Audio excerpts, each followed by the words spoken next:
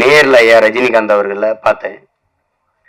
தூரத்தெல்லாம் பார்த்துருக்கோம். அப்ப நேர்ல 2.25 மணி நேரம் 2.5 மணி நேரம் போயிட்டு இருந்தோம்.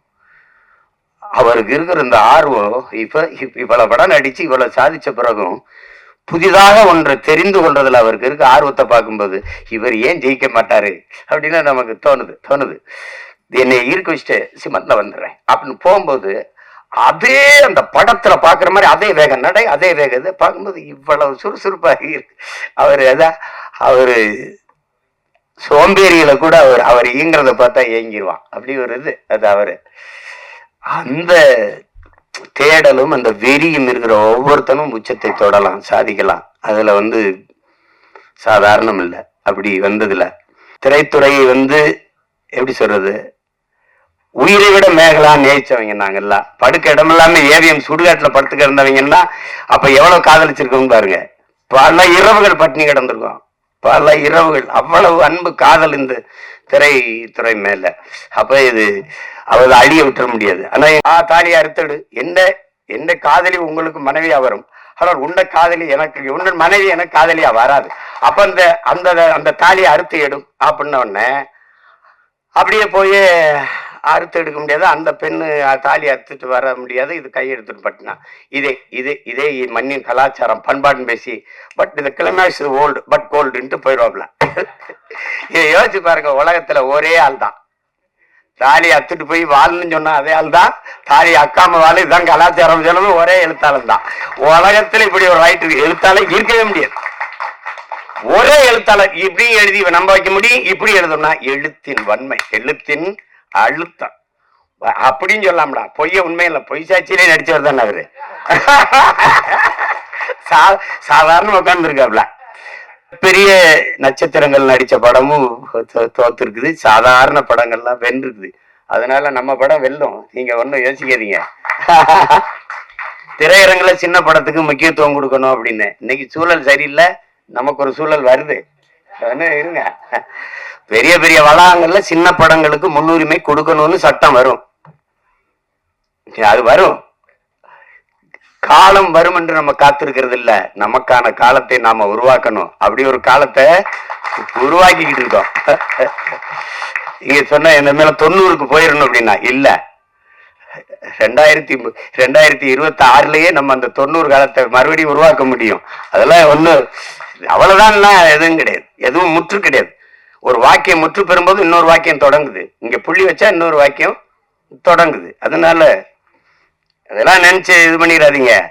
நடுக்கடற் பேரலைகளின் இறைச்சலில் மீனவர்களின் மார்பில் பாய்ந்த தோட்டாக்களின் ஓலங்கள் சப்தமற்று போன போது, தமிழக எல்லைகளில் ஈவிரக்கமின்றி தமிழ் குரல் வலைகள் நெரிக்கப்பட்ட போது, அண்ணன் என்ற பெயர் தீவிரவாத சொல்லாக ஆக்கப்பட்ட போது, எழுந்து நடக்க முடியாமல் தமிழ் அன்னையை முடக்கி வைக்க முயன்ற போது, தன் சீரும் சிம்ம குரலால் புலி பாய்ச்சலால் தமிழ் ஓங்காரமிட்டவர், தன் வீரிய பேச்சால் ஓட்டு வேட்டை ஆடியதை விட தமிழர் ஒற்றுமை போரை துவக்கி வைத்தவர், தமிழகத்தின் மூலை முடுக்கெல்லாம் தமிழ், தமிழர், தமிழர் பண்பாடு, உரிமை, விவசாயம் போன்ற வீரிய எண்ணங்களை விதைத்தவர், ஜாதி மத இன ஆண் பெண் பேதமின்றி இயக்கம் கண்ட ஒருங்கிணைப்பாளர், இளைஞர்களின் மனதில் தமிழ் கொடியேற்றி பட்டொளி வீசி பறக்க விட்டிருக்கும் இயக்குனர், நாம் தமிழர் கட்சியின் ஒருங்கிணைப்பாளர், பேச்சாற்றல் மிக்க மாமருதன் திரு சீமான் அவர்களை வார்த்தை வாழ் வீச அழைக்கிறேன்.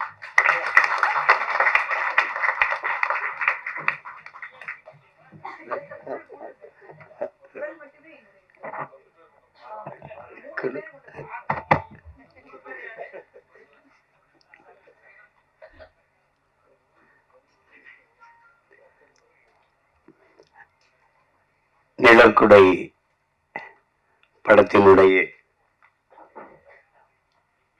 பாடல் வெளியீட்டு விழாவிற்கு வந்திருக்கிற என்னுடைய பேரன்பிற்கும் பெருமதிப்பிற்கும் உரிய பெருமக்கள்,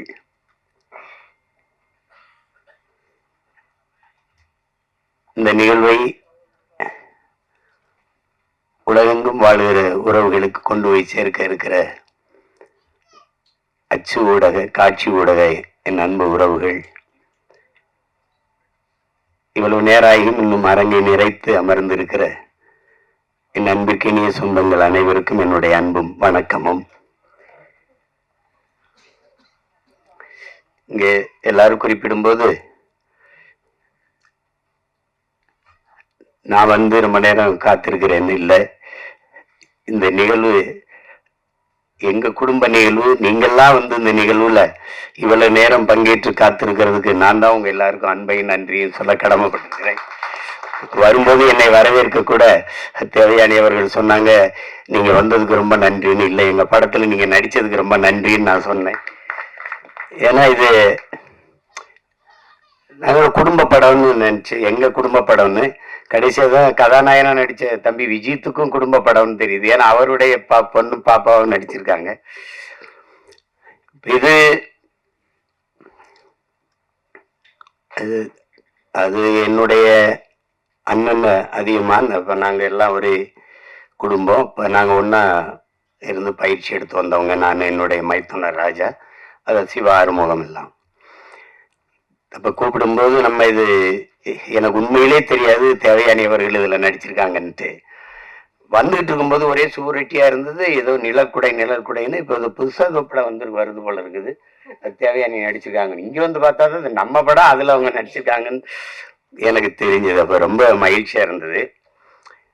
தேவயானி அவர்களுக்கு ஒரு இங்கே பேசி எல்லாரும் சொன்னாங்க, இவங்க நடிச்சா நல்ல கதை இருக்கும், நல்ல படமா இருக்கும்ட்டு ஒரு மதிப்பு இருக்கு சிலருக்கு. முன்னாடிலாம் அம்மா கேஆர் விஜயா அவர்கள், அதுக்கப்புறம் எங்க அக்கா ரேவதி போன்றவர்கள், இப்போதைக்கு தேவயானி இவங்க நடிச்சா நல்ல படத்துலதான் நடிப்பாங்க அப்படின்னு ஒரு மக்கள்கிட்ட ஒரு கருத்து பதிவு இருக்கு. அது காரணம் அவங்க தேர்வு செய்து நடிச்ச கதாபாத்திரங்கள். முதல்ல அவங்க அறிமுகமானது எங்க அண்ணன் மூலமா. அவங்க தொட்டாச்சி நீங்கி, பிறகு அண்ணனே எடுத்த சொர்ணமுகி, அதுல ரொம்ப நல்ல கனமான கதாபாத்திரம். அப்புறம் உங்களுக்கு தெரியும் காதல் கோட்டை, அது இந்திய விருதை பெற்ற சிறந்த படங்கள் அது ஒன்று. அதுக்கப்புறம் சூரிய வம்சம். அவங்களுக்கு சொல்லிக் கொள்ளுற மாதிரி ஒவ்வொரு காலகட்டத்திலையும் ஒரு படம் பதிவாயிருக்குது.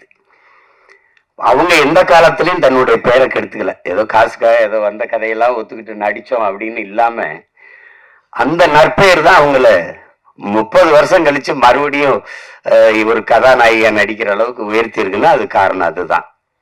அது எல்லாருக்கும் வாய்க்க பெறாது, அவங்களுக்கு வாய்க்க பெற்றிருக்கிறது. அது ஒரு பெரிய பெருமைக்குரிய நிகழ்வு. இங்கே பல மேதைகள் எல்லாருமே என்னுடைய அன்பு உறவுகள். என்னுடைய அண்ணன் மனோஜ்குமார், என்னுடைய சியான், நாங்கள் சியான் தான் பேசிப்போம், ராஜ்குமார் அவர்கள். அதுக்கப்புறம் என்னுடைய அன்பு தம்பி சுரேஷ் காமாட்சி, என்னுடைய அண்ணன் செல்வமணி அவர்கள். நாங்கள் ஒரே பல்கலைக்கழகத்தின் மாணவர்கள். எங்கள் அப்பா மணிவண்ணன்ட்ட, ஆமா, எனக்கு மூத்தவர் எங்கள் அண்ணன். நான் இந்த அரசியலுக்கு வர்றதுக்கு முன்னாடி எங்கள் அப்பாட்ட உதவி இயக்குனராக இருந்து பணி செஞ்சேன். அப்போ இந்த அரசியலுக்கு தள்ளப்பட்டு தான் சொல்லணும். செய்யும்போது எனக்கு எல்லாரும் இல்லை. அப்போ எங்கள் அப்பா என்னை தன் பையன் நினைக்காம என்னை கூட நின்று எனக்கு தோல் கொடுத்துட்டாரு, மணிவண்ணன் அப்பா. அப்போ எங்கள் அண்ணன்ட்ட பேசி, செல்வா, உனக்கு இளையவன், உனக்கு ஜூனியர்னு நினைச்சு இது பண்ணிடுறாதரா செல்வா, இப்போதைக்கு நமக்கு அவன் தாண்டா இருக்கான், அவனை பிடிச்சுதாண்டா நம்ம ஏதாவது செஞ்சாகணும் நம்ம இனத்துக்கு, வா செல்வான்னு கூட்டிட்டு வந்தாரு. அப்ப நாங்கெல்லாம் இது எப்படி சொல்றதுன்னா, குடும்ப உறவோட கொள்கை உறவாக இணைந்தவர்கள் நாங்க அண்ணன் தம்பிகள் எல்லாம். அப்படி என்னுடைய அண்ணன் சிவா எனக்கு ரொம்ப என் மேல ரொம்ப அன்பு. என்ன, எனக்கு இன்னைக்கு வரைக்கும் ஒரு குற்ற உணர்வு. நானும் எங்க அண்ணனும் இணைஞ்சு பணி செய்யும் போது அதை ஒரு சிறந்த படமா வெற்றி படமா தர முடியல என்னால. அதுக்கு இன்னைக்கு வரைக்கும் எனக்கு ஒரு குற்ற உணர்வு இருக்கு. கதை சொல்லும் போது அவருக்கு தம்பிக்கு அடுத்த படம் பகலவன் தான் எடுக்கிறதா இருந்தது. அவருக்கும் அது விருப்பம், அப்ப எனக்கு அது விருப்பம். ஆனா என்னுடைய தம்பி மாதவன் அதை ஒத்துக்கல. அது காரணம் ரொம்ப கடினமா இருந்துச்சு. தம்பி படத்துல அவரை ரொம்ப நான் கஷ்டப்படுத்திட்டேன். கையெடுத்து கும்பிட்டு அப்படி மறுபடியும் அண்ணா வேணான்னா அப்படின்னு ஒரு கொஞ்சம் இடைவெளி கொடுங்கன்ட்டாரு. அப்புறம் இந்த கதையில நடிக்கணும்னாரு. நான் என்ன சரி எடுப்போன்னு எடுத்தேன். தமிழ்லயே கொஞ்சம் உரையாடல் எழுதிட்டாரு. தம்பியில ஒரு 90 விழுக்காடு தமிழ்ல இருந்தது. அது வெற்றி அடைஞ்சிருச்சு. அப்புறம் இதுல முழுக்க தமிழ்லயே உரையாடல் எழுதுனேன். அதுல என்ன பாத்தீங்கன்னா, ஐ லவ் யூ என்று வர வேண்டிய இடங்களில் எல்லாம் நேசிக்கிறேன் நேசிக்கிறேன் என்று வருவது நெருடலாக இருக்கிறது என்று விமர்சனம் எழுதியிருந்தாங்க. எனக்கு என்ன செய்யணும் தெரியல. என்னுடைய அண்ணன் காசி ஆனந்தன், அவர் உணர்ச்சி பாவலர், ஈழத்து பாவேந்தன், அவர்கிட்ட போய் பேசிக்கிட்டே இருந்தேன். அவர்கிட்ட சொன்ன வருத்தமா இப்படி எழுதியிருக்காங்கன்னு.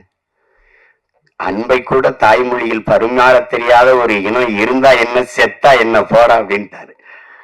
அப்ப நான் அந்த படம் எடுத்து கொடுத்துட்டு நான் எங்க அண்ணனுடைய அழைப்பின் பேர்ல ஈழத்துக்கு போயிட்டேன். போய் இப்போ ஒரு வாரம் கழிச்சது பேசிட்டே இருக்கும்போது படம் ஓடலன்னு தெரிஞ்சிருச்சு. அப்போ யாரோ சொல்லியிருக்காங்க, தம்பியோட படம் ஓடலனால ஒரு வருத்தத்தில் இருப்பான் போல இருக்குதுன்ட்டு. அப்போ என்ன சொல்றது, அது கேட்கல. படம் என்னாச்சு, கதை என்ன, யாரோ சொல்லியிருக்காங்க, இந்த காதல் கதை போல இருக்கு அப்படின்னு சொல்லியிருப்பாங்க. அவர் ஆரம்பிக்கும் போதே நமக்கு எதுக்குப்பா பூ கவிதைலாம் அப்படிதான் ஆரம்பிச்சாரு. காதல்ங்கிறது பருவகால உணர்ச்சி, அது எல்லாருக்கும் இயற்கையில வர்றதானே. தமிழர்களுக்கு இல்லாதது மானம் வீரம் ரெண்டும் தான் கொஞ்சம் குறைவா இருக்கு. அதுக்கு நமக்கு தம்பி படம் மாதிரி தரையிலையும் அடிக்கணும் திரையிலையும் அடிக்கணும், அப்பதான் நமக்கு விடுதலை வரும்னாரு. அதை செஞ்சிருக்கணும். அப்ப ஆனா என்னைக்காவது ஒரு நாள் நான் எங்க அண்ணனுக்கு, அந்த சிவானனுக்கு சொல்றேன் இந்த இடத்துல, என்னைக்காவது ஒரு நாள் உங்களுக்கு என்னால ஏற்பட்ட இழப்பை நான் ஈடு செய்வேன். அது ஒருவேளை நீங்க அன்னை கூட கேட்டீங்க தம்பி அந்த பகலவன்னு, அதை கூட திருப்பி உங்களுக்கு எடுத்தரேன் உங்களுக்கு. அது தவறுதான் நடந்துச்சு அதுல. ஆனாலும் எங்க அண்ணனுக்கு எனக்கு இருக்கிற அந்த அன்பு பிணைப்பு போல. இப்ப எங்க அண்ணன் ஐயா பாக்கியராஜ் அவர்கள் சொன்னது மாதிரிதான், எங்க அண்ணன் அதிகமான ஒரு தலை சிறந்த இயக்குனரா அவங்க அது என்ன தொடர்ச்சியா படைப்புகள் இல்லை. அவருடைய படங்கள் இன்னைக்கு அவர் இயக்கிக்கிட்டு வர்ற அந்த படங்கள், இப்ப தொட்டாச்சி நீங்க எல்லாம் பார்த்து எங்க அப்பா பால்மேந்திரா வீட்டிலே போய் பாராட்டி, ஞாபகம் இருக்காருன்னா வீட்டுல போய் பாராட்டி, என்னோட அப்படி ஒரு படம் எடுத்துட்டேன் அப்படின்னு. அப்படி அந்த கதை திரைக்கதை பயணத்துல பயணிக்கிறதுக்கு ஆட்கள் ரொம்ப குறைவு, ரொம்ப குறைவு. இப்ப நம்ம கிட்ட ஒரு மேதை சாதாரணமா உட்கார்ந்துருக்கல, அவரை கடந்துலாம் ஒருத்தனும் இங்க கதை திரைக்கதை அமைச்சு எடுத்துட்டு போயிட முடியாது. ஆமா, அதுல நம்ம பக்கத்துல இருக்கிறதுல பக்கத்துல இருந்துட்டோம், ஆனா வீட்டுக்கு போனா படபடப்பா இருக்கும். நம்ம ஆள் தானே பக்கத்துல இருந்து வந்துட்டு.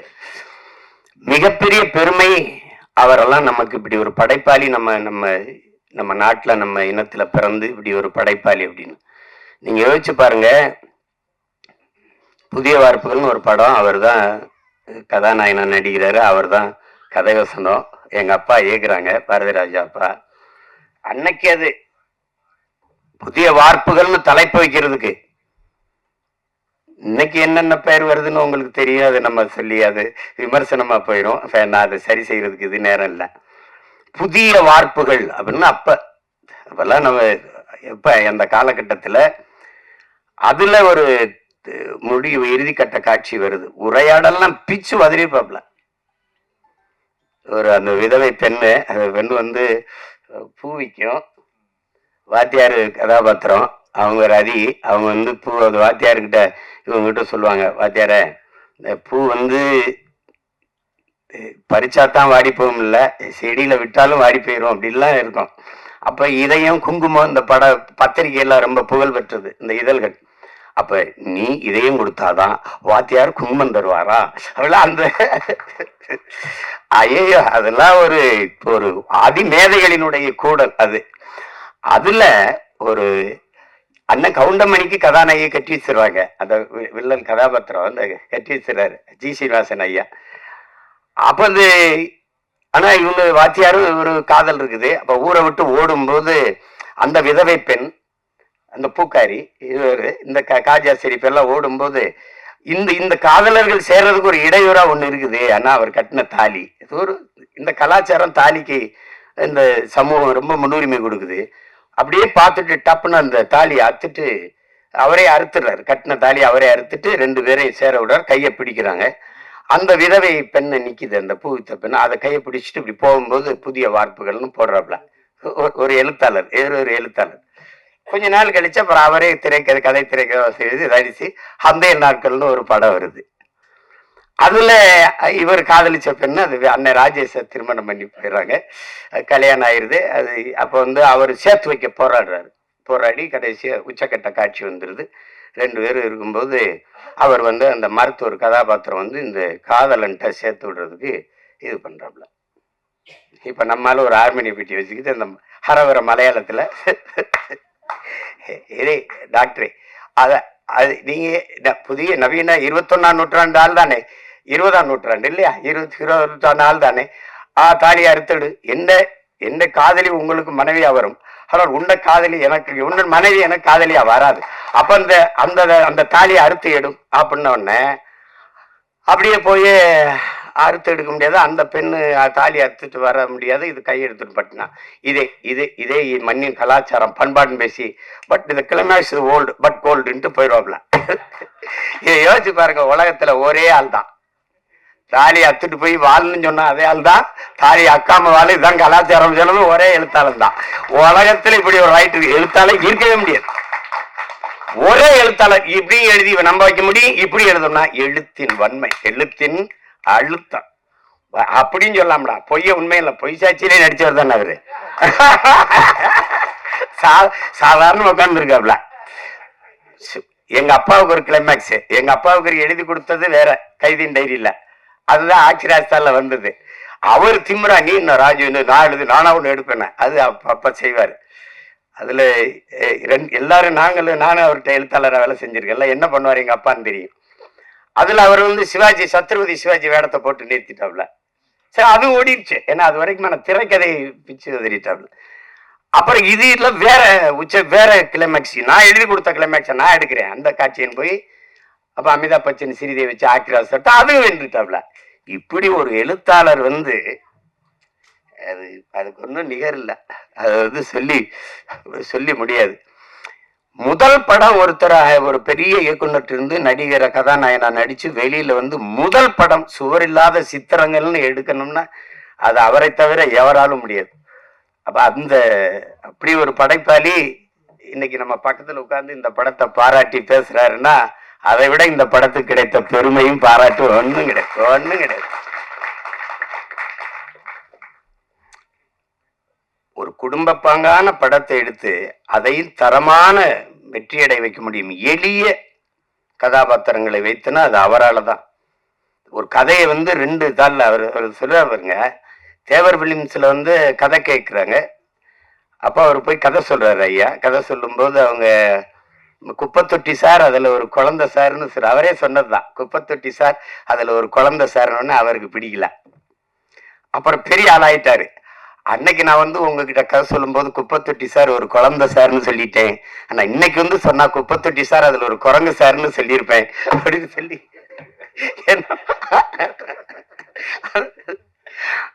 அது ரொம்ப சாதாரண கதை. ஒரு வாத்தியார் கை குழந்தையோட ஊருக்குள்ள வாரான்னு முந்தானை முடிச்சு ஒரு படத்தை எடுத்து, அப்ப எங்க ஊர்ல பரமக்குடியில எங்க அண்ணனுக்கு தெரியும், ராமநாதபுரத்துலதான் வெளியிட்டு ரிலீஸ், பரமக்குடியில 2வது தரம் தான் வரும். அப்ப ஜெகன்ல எங்க அண்ணங்க எல்லாம் நாங்க படிச்சிருக்கோம். எங்க அண்ணங்க எல்லாம் சைக்கிள் வச்சிருப்பாங்க. அவளுக்கு படத்தை போய் பார்த்துட்டு வந்துட்டு ஒரே புலம்பல், தம்பி பாக்கியராஜன்னு ஒருத்தன்டா எந்த குறையும் இல்லாம எடுத்துக்கணும், பயங்கர படம், முந்தானை முடிச்சுன்னு ஒரு படம்னா அவங்க ரொம்ப இதுல நம்மள எந்த காலத்துல போய் பார்க்க, ஏன்னா நாங்க மறுபடியும் 2வது வெளியீடு வந்தா தான் பார்க்க முடியும். அப்படி பல படைப்புகளை தந்து இன்னைக்கு அமைதியா உட்கார்ந்துருக்கல அவரு நம்ம கூட இருக்கிறாருங்கிறதே பெருமை. திரை உலகில் அது ஒரு மைல்கல். KS கோபாலகிருஷ்ணன் ஒரு மைல்கல்னா அது ஒரு மைல்கல். பாக்கியராஜ், பாரதி ராஜா, மகேந்திரன், பாலு மகேந்திரன்லாம் அது ஒரு பல்கலைக்கழகங்கள். அப்படி ஒரு பெருமைக்குரிய கலைஞர் நம்மோட இருந்து இந்த படத்தை வாழ்த்துறாருங்கிறத விட பெருமை வேற என்ன இருக்குது சொல்லுங்க. அதுக்கப்புறம் இங்க இருக்கிற என்னுடைய தம்பி பேரரசு, அவன் தொடர்ச்சியா வெற்றி படங்களா கொடுத்தா. அவங்க வருணை கூட சொன்னாங்க, எல்லா ஊரையும் அறிமுகப்படுத்தினது அவன் தான் என் தம்பி. அதுக்கப்புறம் என் தம்பி ரவி மரியா, அதெல்லாம் கதாநாயகனா நடிச்ச விஜித் எனக்கு ரொம்ப தெரியும். ரொம்ப என்னுடைய தம்பி அவரு.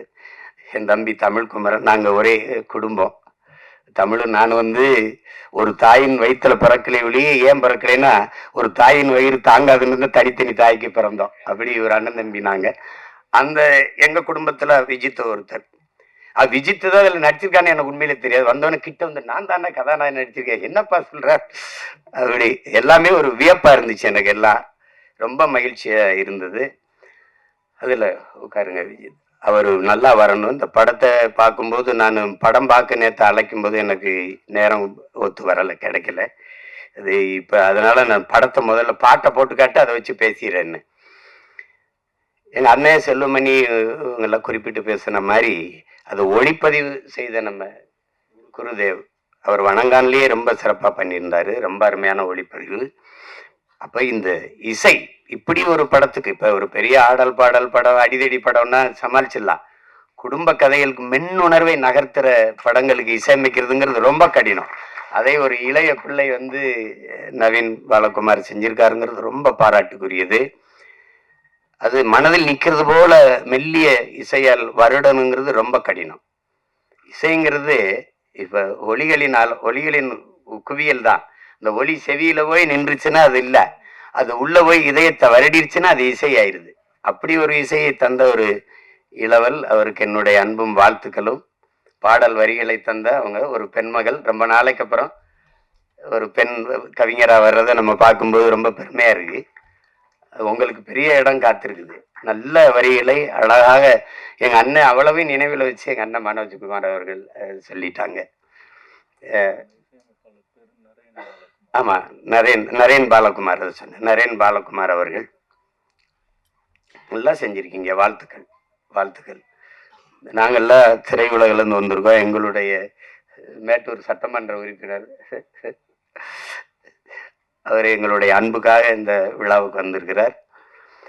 அப்புறம் கதாநாயக நடித்த கண்மணி அவர்கள், அவங்களுக்கு நல்ல வாய்ப்பு இந்த படத்தில். விஜித்தும் அவருடைய பங்களிப்பும் பெருமைக்குரியது. இது எல்லாத்தையும் விட மிகுந்த பாராட்டுக்கும் நன்றிக்கும் உரியவர். இதை மக்களிடத்தில் கொண்டு போய் சேர்க்கிற பெரும் பணியை செய்ய இருக்கிற என் அன்பிற்குரிய தம்பி யுவராஜ் அவர்கள் தான். அவருக்கு தான் இது ரொம்ப, உங்களுக்கு தான் என்னுடைய நன்றியும் அன்பும் வாழ்த்துக்கள். உறுதியாக வெல்லும் படம் வெல்லுதில் பெரிய படம் சின்ன படம்லாம் ஒன்றும் இல்லை. அண்மையில் நான் கோர்ட்டுன்னு ஒரு படம், தெலுங்கு படம், அது இரவில் ரொம்ப நேரம் கொஞ்சம் மண்டை அழுத்தமாக இருந்தால் தூக்கம் வரலைன்னு கொஞ்சம் பார்ப்பேன். ஒரு யாராவது சொல்லி அண்ணன் இந்த படத்தை பாருங்கன்னா கொஞ்சம் பார்த்து தூங்குறது. ஆனால் அந்த படத்தை போட்டேன், தூங்கவே முடியல. கோர்ட்டுன்னு ஒரு படம், இது தமிழ் பதிப்பு பார்த்தேன். சின்ன படம் 6 கோடிக்கு எடுத்தாங்களாம். நான் பார்க்குற போது எனக்கு சொன்னாங்க 60 கோடி வசூலிச்சிருக்குண்ணே அப்படின்ட்டு.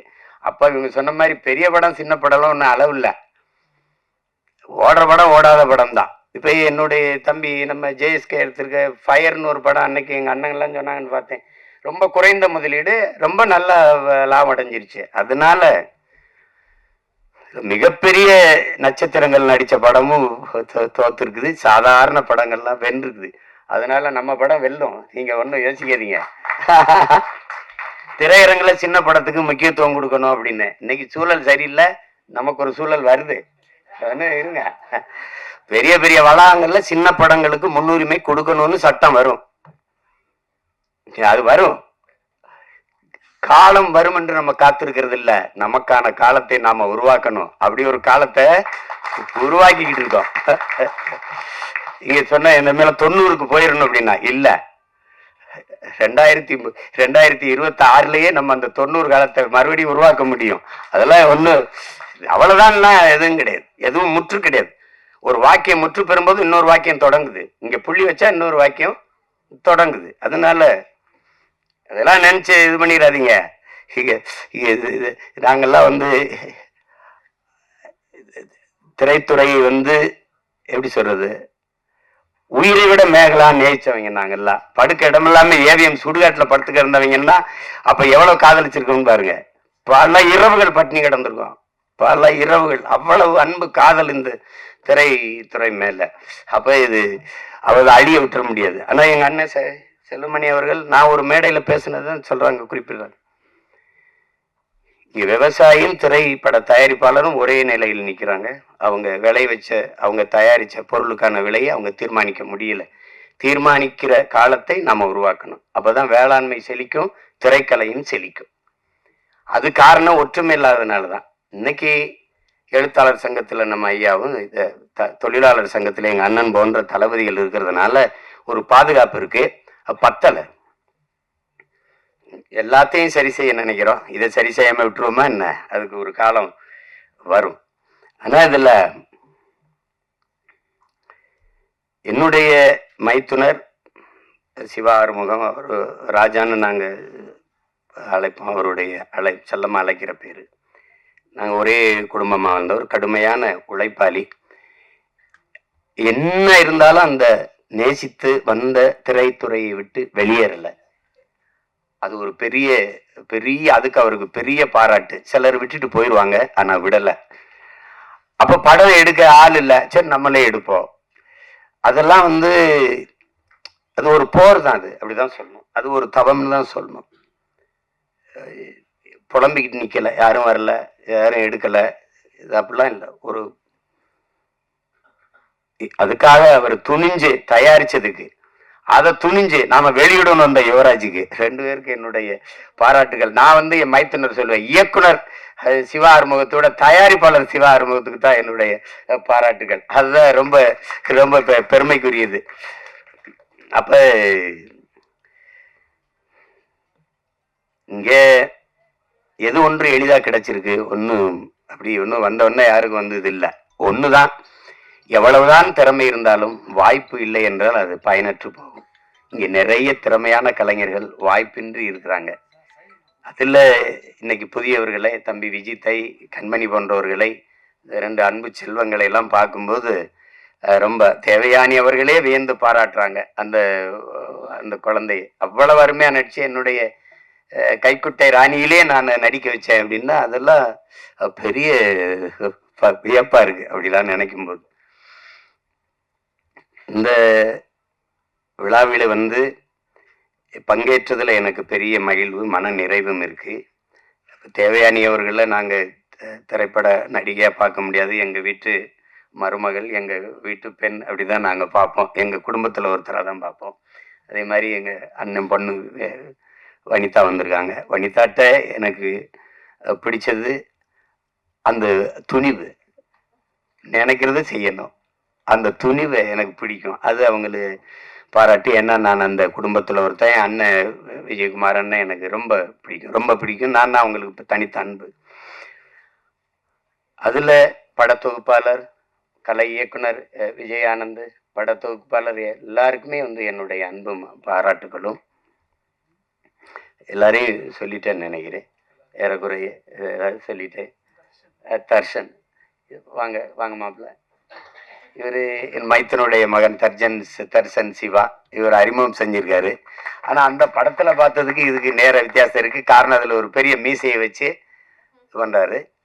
அதனால இவரை அறிமுகம் செய்வதில் நான் ரொம்ப பெருமை அடைகிறேன். எல்லாரும் வாழ்த்துக்கள் உங்களுக்கு. எல்லாரும் இப்படி வந்தவங்க தான். ஒரு தொடங்குதல் எளிது யாருக்கும், அதை தொடர்வதுதான் கடினம். தொடர்ந்து அதே தவத்துல இருந்தால் யாரும் வெல்ல முடியும். அப்படிப்பட்ட கலைஞர்கள் இங்க நிறைய அப்படி வென்றிருக்காங்க. இன்னைக்கு வரைக்கும் நான் சொல்லுவேன், இன்னைக்கு அப்ப நான் நேர்ல ஐயா ரஜினிகாந்த் அவர்களை பார்த்தேன். தூரத்தெல்லாம் பார்த்துருக்கோம். அப்ப நேர்ல 2.25 மணி நேரம் 2.5 மணி நேரம் போயிட்டு இருந்தோம். அவருக்கு இருக்கிற இந்த ஆர்வம், இவ்வளவு படம் நடிச்சு இவ்வளவு சாதிச்ச பிறகும் புதிதாக ஒன்றை தெரிந்து கொள்றதுல அவருக்கு இருக்க ஆர்வத்தை பார்க்கும்போது, இவர் ஏன் ஜெயிக்க மாட்டாரு அப்படின்னு நமக்கு தோணுது.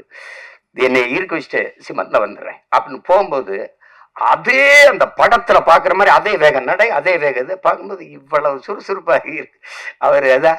அவரு சோம்பேறிகளை கூட அவர் இயங்குறத பார்த்தா ஏங்கிடுவான். அப்படி ஒரு இது. அது அவரு அந்த தேடலும் அந்த வெறியும் இருக்கிற ஒவ்வொருத்தனும் உச்சத்தை தொடலாம், சாதிக்கலாம். அதுல சாதாரணம் இல்லை. அப்படி வந்ததுல அதுல இவ்வளவு பேரு இந்த படைப்புல பங்கேற்றிருக்காங்க. குறிப்பா இதுக்கு பிதாமகனா இருந்து பீசுமரா இருந்து வாழ்த்திட்டு இருக்கிறது எங்க அண்ணன் அதியமான். அவரு இப்ப படம் இயக்கிட்டு இருக்காரு. என் தம்பி சுரேஷ் காமாட்சி தயாரிச்சிட்டு இருக்காரு. அது சிறந்த படைப்பா வந்துகிட்டு இருக்கு. ரேவதி அக்கா அவங்க நடிச்சிட்டு இருக்காங்க. அதுவும் இது போல ஒரு குடும்ப பாங்கான ஒரு படம் தான். படத்தை பார்க்கும்போது தாய்மையை அது சொல்லுது. எந்த குழந்தையும் நல்ல குழந்தைதான் மண்ணில் பிறக்கையிலே, பின்பு நல்லவராவதும் தீயவராவதும் அன்னை வளர்ப்பதிலேன்னு இருக்கு. ஒரு குழந்தைக்கு முதல் ஆசையை அதனுடைய பெற்றோர்கள் தான், அதனுடைய தாய் தான். சொல்றான் பாருங்க ஒருத்தன், உலகத்தின் எல்லா செல்வங்களையும் ஒரு தட்டிலையும் தாயின் பேரன்பை ஒரு தட்டிலையும் வச்சா தாயின் பேரன்பு இருக்கிற தட்டு தான் தாழ்ந்து இருக்கும்ன்றான். நீங்க எவ்வளவு உயரத்துக்கு வேணாலும் போங்க, எவ்வளவு ஒரு உயரத்திற்கு வேணாலும் போங்க, உங்களை பார்த்து பொறாமைப்படாத ஒரே உயிர் உலகத்தில் உண்டென்றால் அது உங்களை பெற்ற தாய் தாங்கிறான். உங்க மனைவி விட இப்ப இப்ப இப்ப 4 பேர் வந்து நம்மள படம் எடுக்கும்போது பார்த்தா கொஞ்சம் அதிகமா தீதே அப்படி இருக்கும் அது பிரச்சனை இது. ஆனா தாய் இல்லைன்னா நபிகள் சொல்லுவாரா, சொர்க்கத்தை இங்கேடா தேடிட்டு இருக்க, அது உன் தாயின் காலடியில இருக்குடாங்கிறார். ஆபிரகாம் சொல்றான், நான் இதுவரை பெற்ற எல்லா புகழுக்கும் இனிமேல் பெறப்போகிற புகழுக்கும் என்னை பெற்ற தாய்தான் காரணம்ங்கிறான். அது ஒன்னும் சொல்றதுக்கு இல்லை. தாயின் பேரன்பின் கிணை விஸ்வாமித்திரர் அவரு சொல்றாரு, அத வால்மீகி சொல்றான், நீ வந்து ஆண்களின் எல்லா வெற்றிக்கும் காரணம் வந்து பெண்கள் தான்றான். வந்து பெண்கள் அந்த தாய்மையை போற்றாம ஒன்றும் இல்லை இங்க. அதுதான் நீங்க அததான் அந்த படம் வலியுறுத்துது, சுருக்கமா அதை வலியுறுத்துது. அந்த தாய்மையை தாங்கி நிற்கிற தகுதி அந்த கதாபாத்திரத்தை ஏற்றிருக்கிற நம்ம தேவயானி அவர்களுக்கு இருக்கு. ஐயா பாக்கியராஜ் அவர்கள் சொன்னது மாதிரி நிழற்குடையே, இந்த படத்தின் நிழற்குடையே அவங்க தான். அது அவங்க போதும் தொடக்க காட்சிக்கு திரையரங்குக்கு மக்களை அழைச்சிட்டு வர அவங்க ஒரு படம் போதும். அதுக்கப்புறம் உள்ள வந்தால் பார்த்த எல்லாரும் நிறைவா சொல்றாங்க, எனக்கு பார்க்குற வாய்ப்பை நான் பெறலை, ஆனால் விரைவில் நான் பார்த்துட்டு அதுக்கான வாழ்த்தை நான் எழுதுறேன். படத்தில் பங்கேற்ற அனைத்து கலைஞர்களுக்கும், பின்னிருந்து உழைத்த அனைத்து தொழில்நுட்ப கலைஞர்களுக்கும், இவ்வளவு நேரம் இந்த நிகழ்வை பதிவு செய்து கொண்டிருக்கிற அச்சு, காட்சி, ஊடக என் உறவுகள், இங்கே அரங்கை நிறைத்து அமர்ந்திருக்கிற என் அன்பு சொந்தங்கள், விழாவிலை பங்கேற்று வாழ்த்தி அமர்ந்திருக்கிற பெருமக்கள் எல்லோருக்கும் என்னுடைய அன்பும் நன்றியும் வணக்கம். இந்த நிகழ்வை மிக அழகு தமிழில் தொகுத்து வழங்கிய தொகுப்பாளர், நெறியாளர் ஐஸ்வர்யா அவர்களுக்கு என்னுடைய அன்பும் வாழ்த்துக்களும். நிழற்குடை படக்குழுவை வாழ்த்து வந்திருந்த அத்துணை சிறப்பு விருந்தினர்களுக்கும் மீண்டும் ஒரு முறை படக்குழுவினர் சார்பா மிகப்பெரிய நன்றியை தெரிவிச்சுக்கிறோம். பிரசன்ட் மீடியா உங்க எல்லாருக்கும் ஸ்பெஷல் தேங்க்ஸ். நீங்க நல்ல படங்களை மக்கள் கிட்ட கொண்டு போய் சேர்க்க தவறுனது இல்ல. அதே மாதிரி May 9 அன்னைக்கு ரிலீஸ் ஆக இருக்கக்கூடிய நிழற்குடை படத்தையும் மக்கள் கிட்ட கொண்டு போய் சேர்ப்பீங்க அப்படின்னு நம்புறோம். மற்றொரு நிகழ்ச்சியில் சந்திப்போம். நன்றி, வணக்கம்.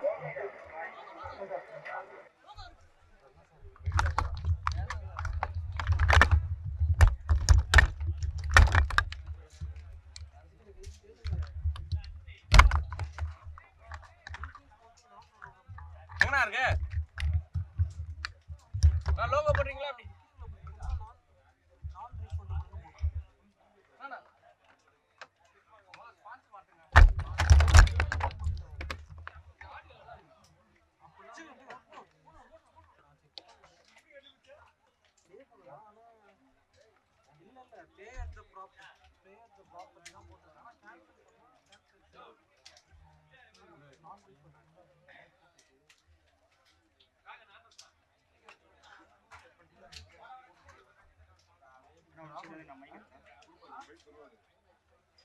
நம்ம